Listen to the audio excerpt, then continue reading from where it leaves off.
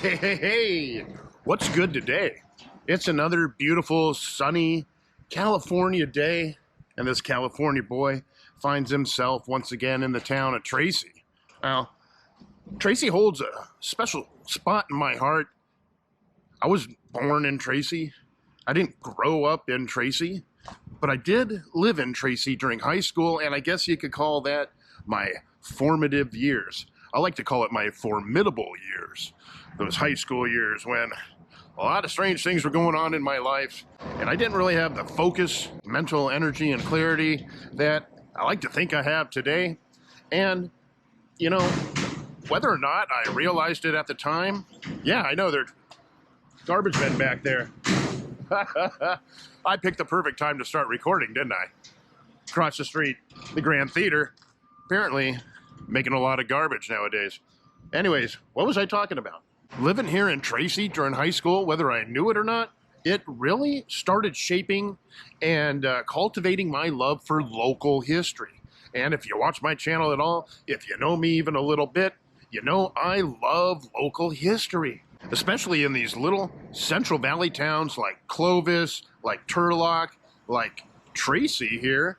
Lots of cool, interesting local history. Now, I've gone into the local history of Tracy on a couple of different facets in different videos over the past, but today, why am I popping in here to talk about Tracy's local history once again? Because something has been brought to my attention. My lady friend Julie sent me an article from the Tracy Press, which is a practically defunct newspaper at this time, but they still have an online presence, and I think they have like a little weekly paper they let out. Very small by newspaper standards of the past, but at least they're still doing something in a world that does not appreciate the medium of newsprint anymore. But today I'm standing right here next to what is most recently known as the Great Plate. Used to be called, when I worked here, ran the kitchen during, about a year of off time between high school and college. I worked in the kitchen here. It was called the Central Station Ale House, and they had a ton of local microbrews on tap. Really cool spot. And before that, I think it was called Pullman's, and it was like train themed, which makes sense because Tracy's history is built upon being a train town. And well, why am I standing here next to the Great Plate talking about it? Because I read this article about the Great Plate in Tracy Press recently, and it was talking about how the new owners are having a real hard time bringing the place up to city code standards. And from what I understand, they've been trying to bring it up to code. And I mean, this building's like 100 years old. It's been here forever, almost as old as the town itself is. And it is a real cool local piece of history here in Tracy. And the article said that if the new owners don't comply with all of the new regulations and stuff, and from the owner's point of view, they say they're just jumping through hoops, and every time they try and apply for a permit, they get shut down. And it seems like, to me, from what I've heard, that the city really is not working with them, trying to keep this place alive. This is a historic building in Tracy. It's not on the historic registry, but it should be. Just like the Grand Theater across the street, and Fire Station number 1, just down the street from that. And it shudders my brain. My brain can't handle the process of thinking that the city says if they don't comply within a certain time frame, they're going to bulldoze this place? Are you kidding me? Why would you bulldoze such a cool piece of local history? And I feel like a lot of people, especially in the realm of local politics, they really don't have the eye for history, the appreciation for local history and what it means to the people that inhabit this town. How special of a place this is, and how many people's hearts would be broken if this was torn down and turned into a parking lot. Tracy has all these signs around down here in the downtown area. Support local business, and I am all for supporting local business. The part of supporting local business is supporting local business owners and local real estate owners and local building owners and the buildings themselves. And the local legend says that back in the old days when those railroad workers would come down here to have a good time, well, they'd pop over here into the respectable establishment of the Grand Hotel and they'd walk in and they'd go downstairs into the basement, and underneath the street here supposedly are tunnels that run into the Great Plate. I don't know what it was called back then, but apparently there was some sordid dealings going on in Tracy. Tracy was known as a body poker town. You know, a lot of rough things going on here back in those days. A lot of brothels, a lot of poker, gambling, a lot of drinking. Well, even during the Prohibition era, the speakeasies were running rampant around these parts.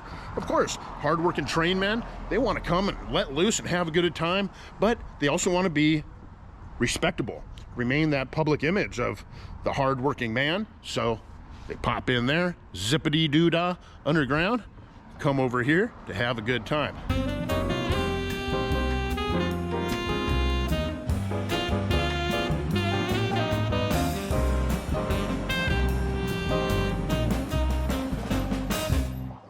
So I was just talking to the nice lady at the box office here of the Grand Theater, because you know me, I like to butt my nose in where it doesn't belong.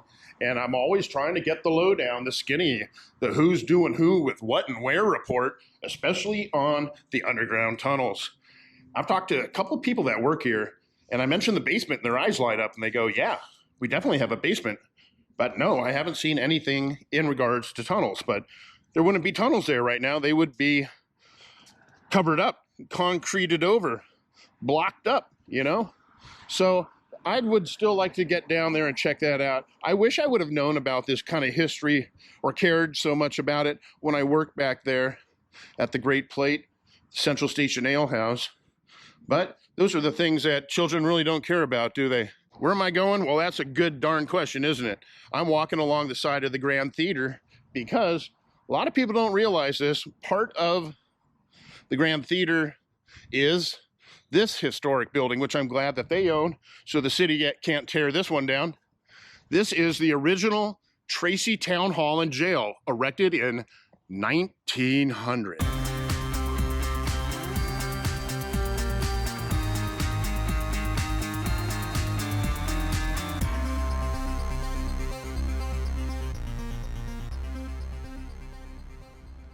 Now, one last point of interest I've noticed in my dealings here in Tracy, traveling around and looking at these old historic buildings, is a number of them have these old flag poles way up there. Can you see it? Right above my head there.